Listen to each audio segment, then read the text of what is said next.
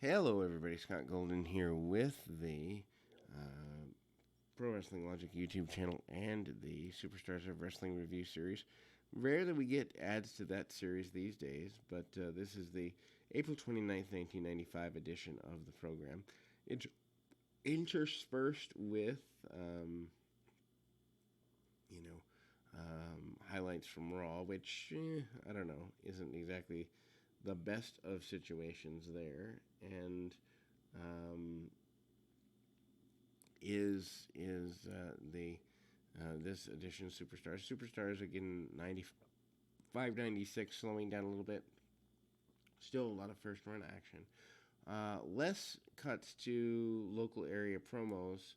I don't know if that means house shows were less or what that amounts to, but they highlight Raw, which we can skip because we'll get to that in actual Raw reviews when we actually do them at some point. But Psycho Sid returning and facing off against Aldo Montoya, aka PJ Walker, aka Just Incredible at the time. Sid had been gone from the promotion for about 3 years, since right around WrestleMania 8, and this is right after WrestleMania 11. Certainly, kind of going into that as an interesting thing. Of course, Montoya, I don't know that I'd say a failed experiment, but certainly an experiment that doesn't go quite the way they planned. Portuguese Man of War, not exactly the best of deals there. Punches, kicks, and pulls Montoya to the outside. Sid, of course, comes back in, hits a press slam back into the ring. Major power there by Sid.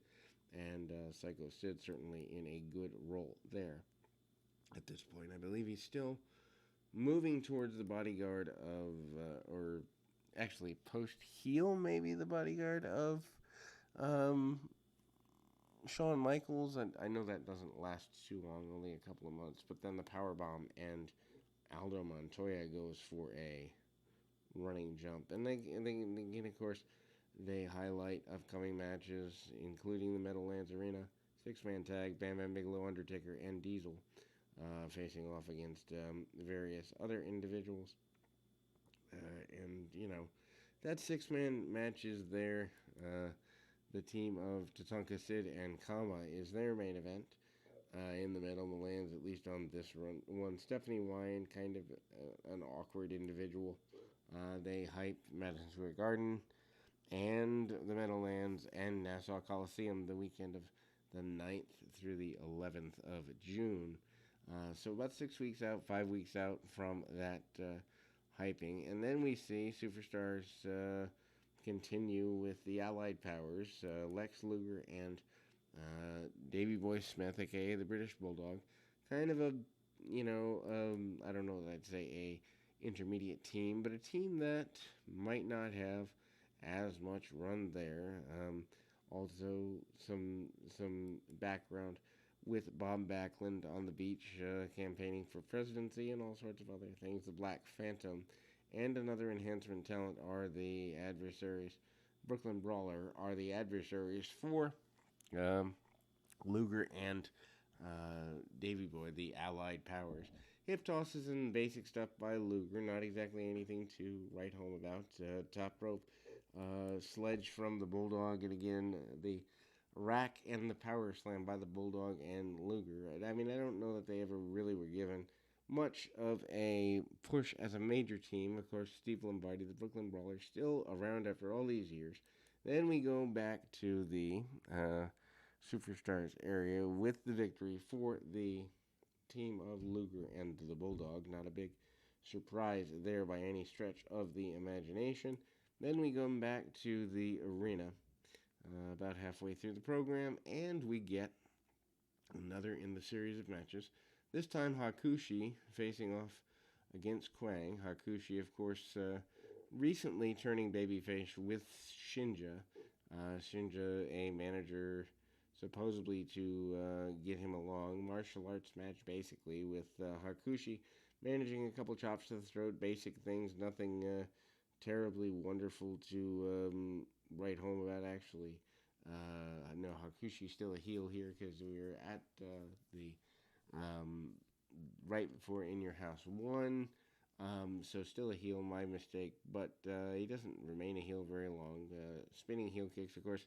Kwang, otherwise known as Savio Vega, but a character that isn't really pushed very hard, and Hakushi doesn't really work out. I think the plan that I originally had heard was that Jinsei Shinzaki, aka Hakushi, was brought in to work with The Undertaker until Vince realized how small he was and that wouldn't work out. Anyway, hard shots, and Kwang manages to get some, punch kick stuff under the chin. Doesn't get all he wants on it. Sidewalk slam by Hakushi or by Kwang, and things don't go quite the way that he intends. Then we see Kwang kind of make his way into a situation where he winds up on the receiving end of a senton, and there we go.